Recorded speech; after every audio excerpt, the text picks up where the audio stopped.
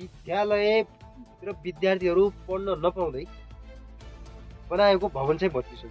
Finally यति बेला हामी हाम्रो कालिका आधारभूत विद्यालय, जहाँ हामी सानैदेखि पढेको विद्यालय, त्यसैको आँगनमा जाँदैछौँ। विद्यालयको अवस्था कस्तो छ त्यो बारे पनि हामी बुझ्ने कोसिस गर्दैछौँ।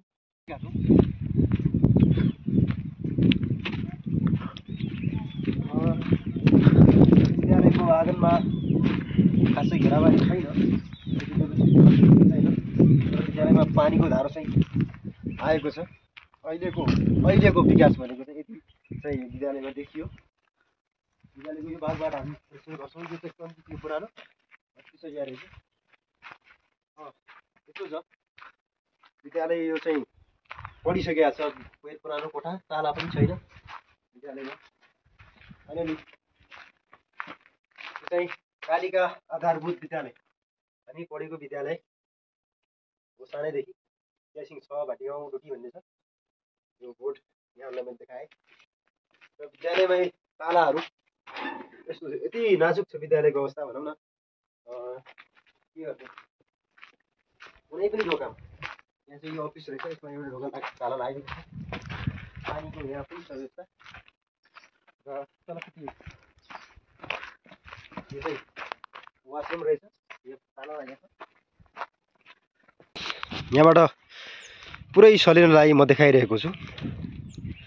सलिनाको बस्ती देखेर म तपाईँहरूमा देखाइरहेको छु। यहाँहरूले देख्दै हुनुहुन्छ, हेर्दै हुनुहुन्छ तपाईँहरूले कस्तो राम्रो देखिरहेछ।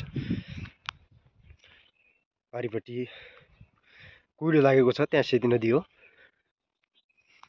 यो चाहिँ हाम्रो गाउँ हो।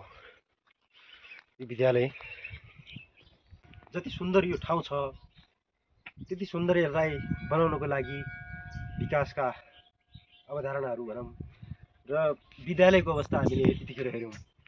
विद्यालयमा सामान्य एउटा ताला लगाउन सकिएको छैन। विद्यालयभित्र सरसामग्रीहरू भनौँ न, सामान्य सरसामग्रीहरू, बेन्चहरू छैन विद्यार्थीहरूलाई बस्नको लागि। अनि विद्यालयलाई केरबार गरौँ न, एउटा विद्यालयभित्र जसरी केरबार गरेर सुरक्षा गर्न सकिन्छ त्यो पनि अवस्था छैन। किनभने म यो भिडियो किन बनाइराखेको छु त भन्दाखेरि वडाध्यक्षज्यूहरूसँग पुगोस्, यहाँका विद्यार्थी अथवा यहाँका शिक्षा समन्वय सम्पूर्ण कार्य समितितर्फ यो पुगोस् होइन, शिक्षा नीति नियमसँग पुगोस्, केन्द्रसम्म यो पुगोस् होइन, यहाँका नेताहरूसँग यो पुगोस् भन्ने किसिमले म यो भिडियो बनाइरहेको छु। र विद्यालय धेरै पुरानो विद्यालय, यो धेरैभन्दा धेरै पुरानो विद्यालय भए तापनि अहिले यो सायद 6, 7, 8सम्म छ आधारभूत विद्यालय बनेको छ।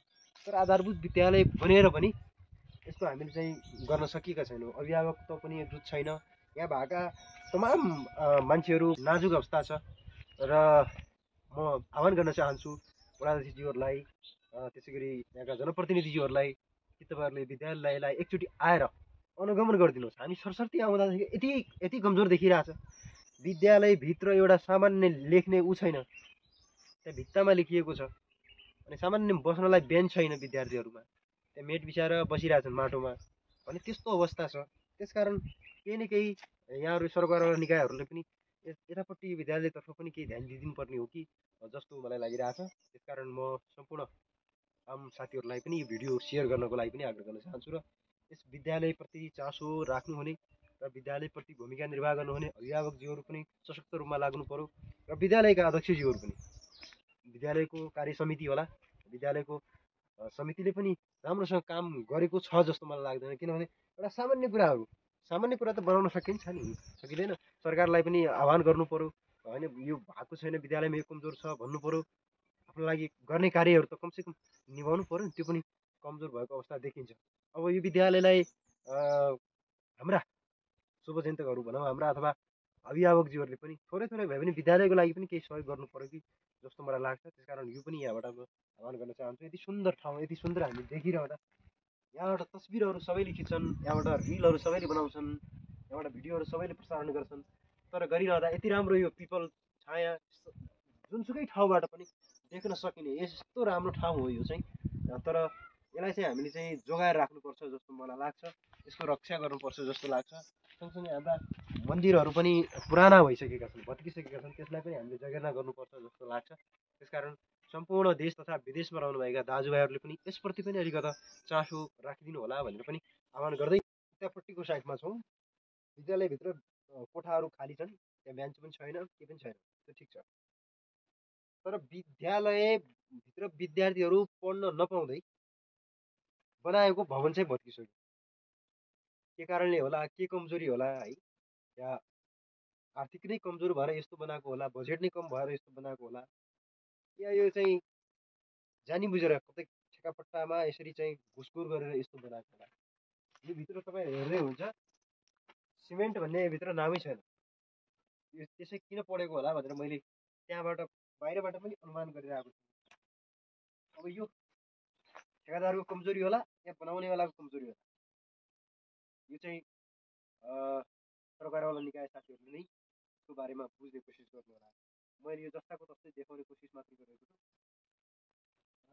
म एउटा आम मान्छेको रूपमा, आम यहाँको अभिभावकको रूपमा भनौँ, यहाँको आम बासिन्दाको रूपमा भनौँ, मैले भिडियो तपाईँहरूलाई प्रसारण गरिरहेको छु, या कुनै पत्रकारिताको रूपमा म देखाइरहेको थिएँ। यहाँको बासिन्दा भएको कारणले गर्दाखेरि पनि यो भिडियो यहाँबाट देखाइरहेको छु। यो भवनमा विद्यार्थीहरू बस्न पाएको छैन।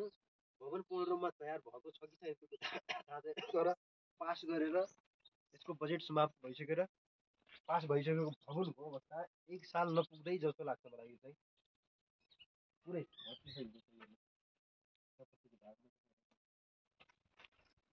कसरी विद्यालय बन्यो होला जो 1 साल नपुग्दै विद्यार्थी भत्किने? कस्तो किसिमको, कमसेकम माटो त अलिकति सिमेन्ट माटोले बनाएको घर त बरु यसरी भत्किँदैन हो। माटोले बनाएको घर यसरी भत्किँदैन, यो विद्यालय हो। माटोले बनाएको त यसरी भत्किन्थेन होला, बरु सिमेन्ट लगाएको छ। अवस्था यस्तो छ, विद्यालयको अवस्था यस्तो छ।